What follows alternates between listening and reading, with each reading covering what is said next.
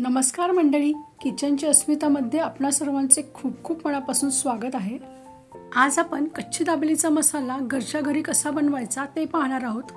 अगदी सर्वांच्या किचनमध्ये सहज उपलब्ध असणाऱ्या अशा गरम मसाल्यांपासून हा मसाला बनवणार आहोत।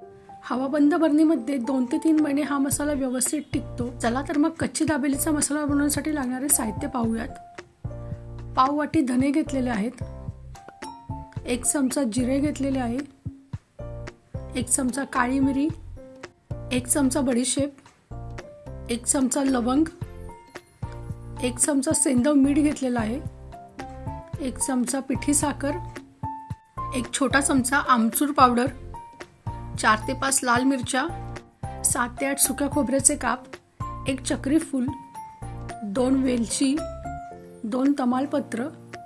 चला तर मग कृतीला सुरुवात करूया। हे सर्व मसाले लोखंडाच्या तव्यामध्ये खरपूस भाजून घ्यायचे आहेत। पाव वाटी धने, 1 चमचा जिरे, 1 चमचा काळी मिरी, 1 चमचा बडीशेप,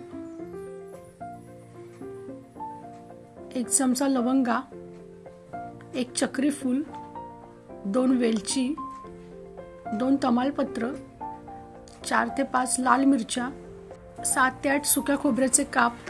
हे सर्व जिन्नस मंद आचेवर खरपूस भाजून घ्यायचे आहेत। एका प्लेटमध्ये काढून थंड करून घ्यायचे आहेत। हे सर्व जिन्नस एका मिक्सरच्या भांड्यामध्ये घालूयात। त्यामध्ये 1 चमचा आमचूर पावडर, 1 चमचा सेंदव मीठ आणि 1 चमचा पिठी साखर घालून हे सर्व जिन्नस मिक्सरला बारीक वाटून घ्यायचे आहेत। या झटपट होणाऱ्या मसाल्यापासून कच्ची दाबेली खूप चविष्ट बनते। तुम्हाला जरी रेसिपी आवडली असेल तर रेसिपीला लाईक करा आणि चॅनलला सबस्क्राइब करायला विसरू नका।